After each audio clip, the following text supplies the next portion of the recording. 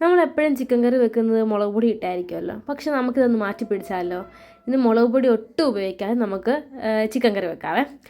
എണ്ണ ഉപയോഗിക്കുന്നില്ല കേട്ടോ, നെയ്യാണ് ഉപയോഗിക്കുന്നത്. നെയ്യൊന്ന് ചൂടായി വരുമ്പോഴത്തേക്കിന് കറുവപ്പട്ടയും ഏലക്കായും ഗ്രാമ്പും ഒക്കെ ഇടുന്നുണ്ട്. അതൊക്കെ ഒന്ന് ചെറുതായി മൂപ്പ് വന്നതിന് ശേഷം നമ്മൾ കൊച്ചുള്ളി ഇടുന്നുണ്ട്. കൊച്ചുള്ളി, ഇഞ്ചി വെളുത്തുള്ളി പേസ്റ്റ് ചെയ്ത്, പച്ചമുളക് നന്നായിട്ട് നരച്ചത്, 2 തക്കാളിയും പിന്നെ സ്പ്രിംഗ് ഒനിയൻ ഉണ്ട്, അതും ഇടുന്നുണ്ട്. അതെല്ലാം കൂടി നമുക്ക് നന്നായിട്ടൊന്ന് മൂപ്പിച്ചെടുക്കാം കേട്ടോ.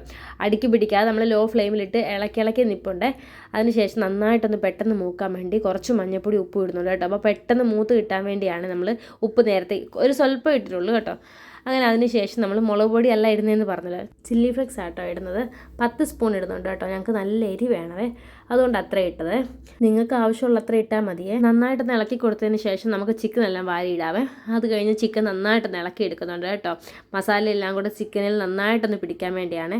അത് കഴിഞ്ഞ് നമ്മൾ സ്പെഷ്യൽ കൂട്ടൊക്കെ എടുക്കുന്നുണ്ട് കേട്ടോ. ചുമ്മാ അങ്ങനെ പറഞ്ഞതേ ഉള്ളൂ, സ്പെഷ്യലായിട്ടൊന്നുമില്ല. നമ്മുടെ ഗരം മസാലപ്പൊടി, കുരുമുളക് പൊടി, അതുപോലെ ചിക്കൻ മസാലപ്പൊടി, ഇത്രയും കുറച്ച് വെള്ളം ഒഴിച്ച് നന്നായിട്ട് ഇളക്കി എടുത്തിട്ട് നമ്മളൊന്ന് താളിച്ച് കൊടുക്കുന്നുണ്ട്. അത് തുറന്ന് കഴിയുമ്പോൾ നമ്മൾ മല്ലിയിലയും പുതിനയിലയും ഇട്ട് നന്നായിട്ട് ഇളക്കി എടുക്കുന്നുണ്ട്. അപ്പോൾ നമ്മുടെ ചിക്കൻ കറിയുടെ റെഡി ആയിട്ടുണ്ട്. അപ്പോൾ ഇന്നത്തേക്ക് ഇത്രയേ ഉള്ളൂ. ബായ്.